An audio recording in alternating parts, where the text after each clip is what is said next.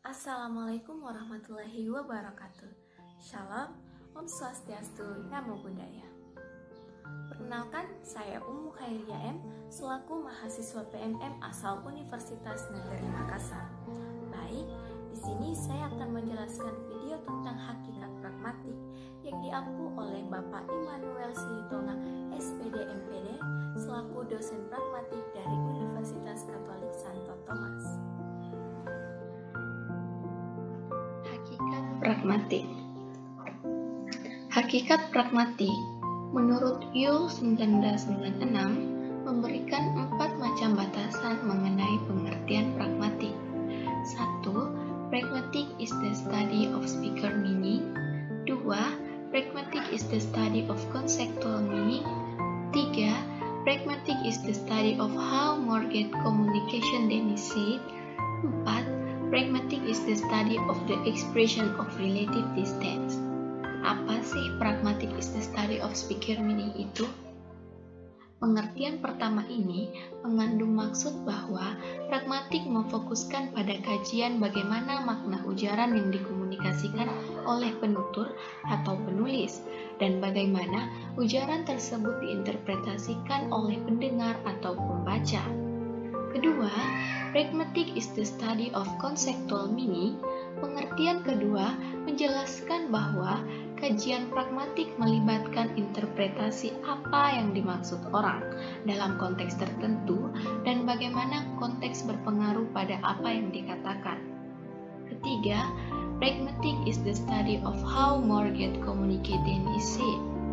Pengertian ketiga ini memaparkan bahwa pragmatik mengeksplorasi bagaimana pendengar dapat membuat kesimpulan tentang apa yang dikatakan dalam rangka untuk mencapai penafsiran arti yang dimaksudkan oleh pembicara.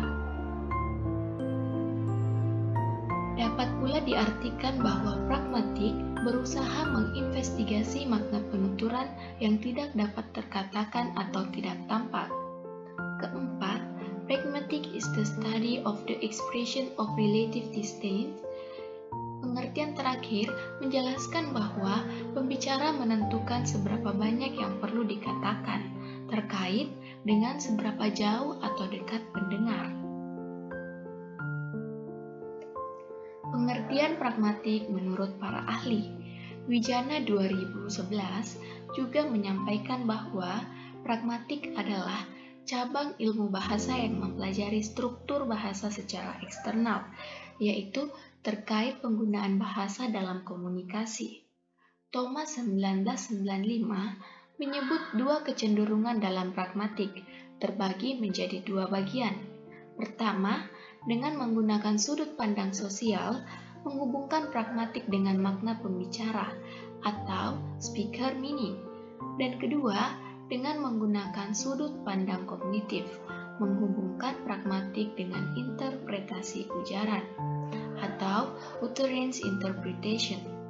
Ketiga, pragmatik menurut Kurt Freilich 1993 adalah ilmu tentang maksud dalam hubungannya dengan situasi-situasi tuturan atau speech situation. Keempat, menurut pendapat Parker 1986, pragmatik adalah cabang linguistik yang mempelajari struktur bahasa secara eksternal. Hal ini mempunyai maksud bagaimana satuan lingual tertentu digunakan dalam komunikasi yang sebenarnya. Perkembangan pragmatik.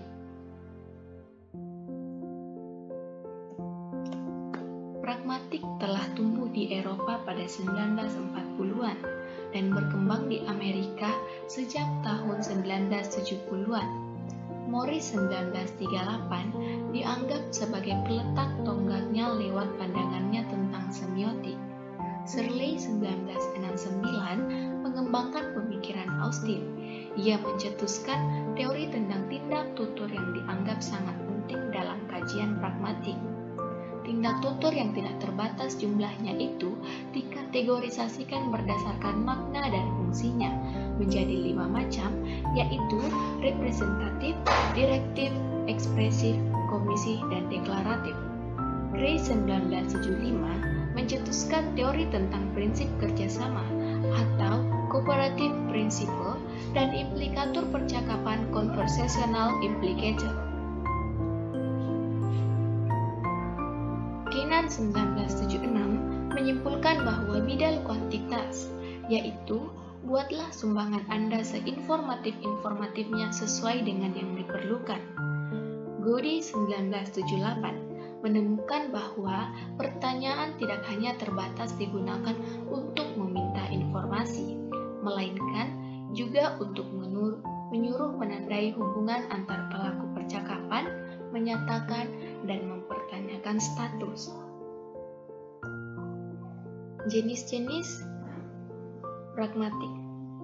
1. Tindak tutur.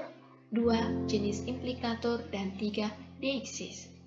1. Tindak tutur.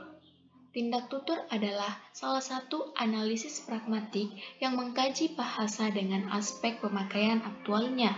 Tindak tutur pertama kali dikenalkan oleh Austin pada tahun 1965, yang merupakan teori yang dihasilkan dari studinya.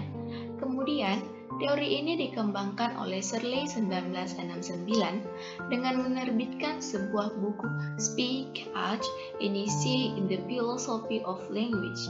Ia berpendapat bahwa komunikasi bukan sekedar lambang, kata, atau kalimat, tetapi lebih tepat apabila disebut produk atau hasil dari lambang, kata atau kalimat yang berwujud perilaku tindak tutur atau the performance of speech act.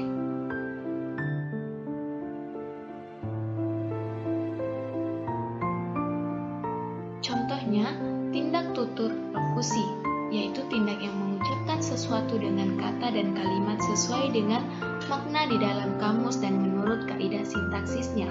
Contoh, ibu sedang memasak di dapur. Kalimat tersebut memiliki informasi bahwa ibu dari si Ani sedang memasak di dapur.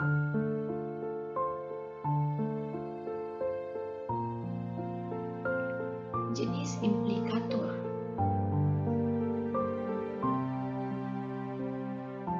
Implikator konvensional adalah implikator yang diperoleh langsung dari makna kata, bukan dari prinsip percakapan.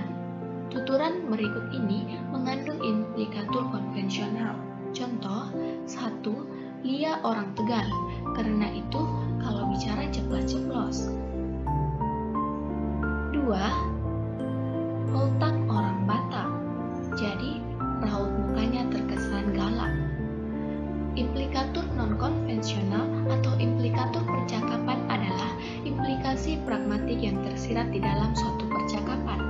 Contoh, seorang kakak mengatakan pada adiknya yang sedang menangis, "Bapak datang, jangan menangis lagi."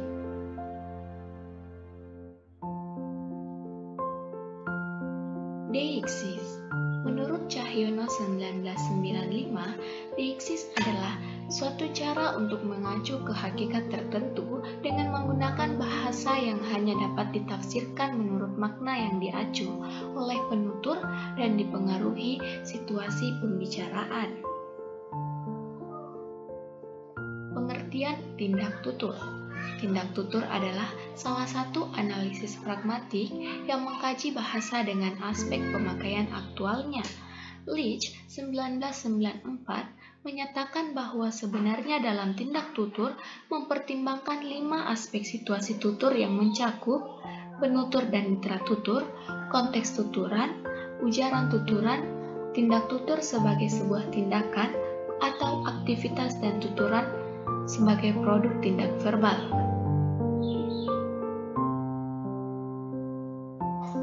Jenis-jenis tindak tutur dapat kita lihat.